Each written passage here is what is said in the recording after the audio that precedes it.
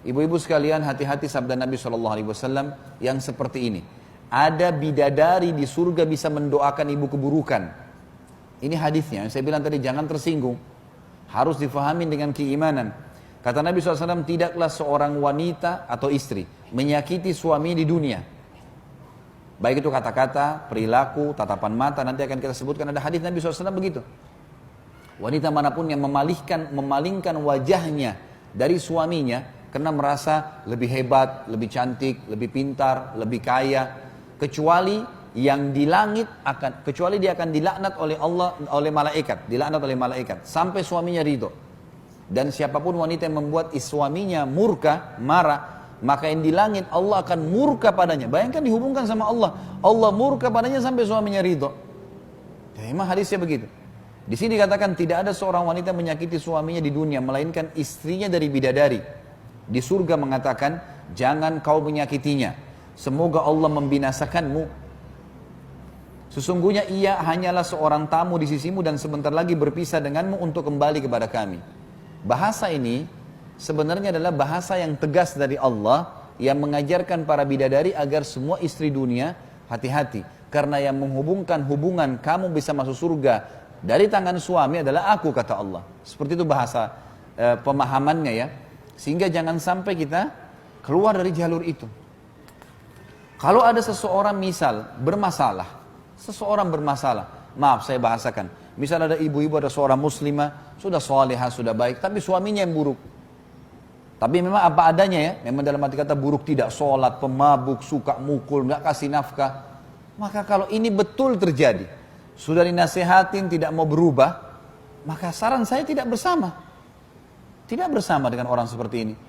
Ya, bahkan ulama mengatakan bolehnya seorang wanita dan tidak termasuk dapat laknat kalau dia minta cerai dari seorang laki-laki yang fasik, buruk. Tiap malam mabuk, istrinya setengah mati sholat malam, dianya pulang mabuk, dianya sudah berzina, kena penyakit kelamin, segala macam hal. Ini buruk, untuk apa bertahan? Kalau orang seperti ini keadaannya ya, jangan sampai ditunggangi perkataan saya, betul-betul keadaannya buruk sekali, fasik. Mungkin karena kesalahan pilih pasangan dari awal dan seterusnya. Karena nikah adalah takdir ikhtiar. Allah nggak paksain kamu nikah sama ini, enggak.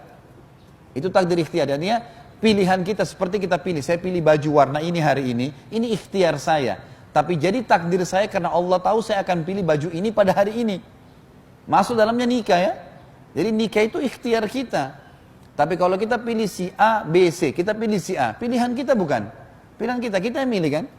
Allah tidak pernah hubungkan dengan itu. Allah berikan kita kesempatan, kaidahnya turun. Yang soleh, ya, yang beriman, yang akhlaknya baik. Kriterianya ini ya, cari yang ini.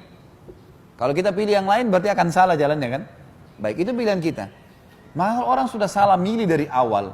Bukan memungkiri takdirnya Allah, karena Allah catatkan sebagai ikhtiar kita. Dicatat di Lauhul Mahfuz pilihan dia memang ini.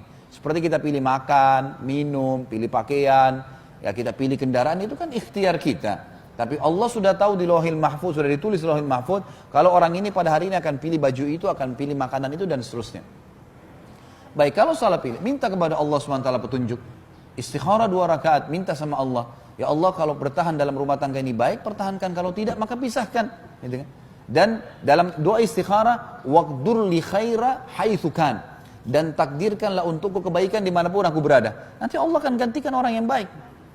Allah akan gantikan orang yang baik. Karena waktu kita terbatas di dunia.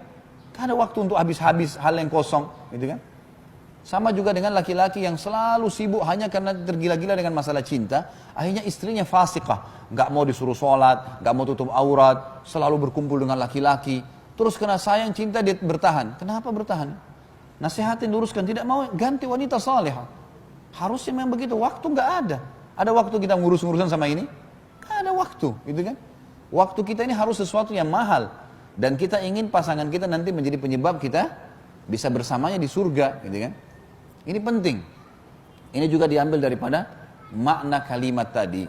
Bagaimana kita memahami kalau di surga kehidupannya sangat luar biasa berbeda. Dan ada hubungan dengan urusan dunia, berhubungan dengan masalah pasangan-pasangan kita ini. Allahu a'lam. Ya. Sekali lagi tolong jangan ditunggangi, jangan disalahfahami. Jangan begitu ada masalah sedikit, ibu-ibu hanya kena mau beli perabot rumah tangga, nggak dibeliin suami, cerai. Ustadz bilang, ya. Nggak ada ustadz bilang ya. Sekarang saya sudah bilang, nggak ada. Saya nggak bilang cerai gara-gara perabot. Ya. Kalau pulang mabuk, suka mukul, itu. Kalau nggak beli perabot, sudahlah makan dengan tangan. Ya. Kalau nggak ada sendok, bisa pakai sendok. Kalau nggak sendok lama ya sudah. Ini beliin gantinya bang, sendok baru. Iya insya Allah nanti. Ya sudah makan dengan ada. Kenapa sih? Ya. Emangnya kalau nggak pakai sendok itu atau nggak pakai tangan, nggak bisa masuk di badan, nggak pakai sendok nggak bisa masuk di badan, kan bisa. Artinya mudahkan, jangan terlalu bermasalahkan hal-hal yang masih bisa ditoleransi.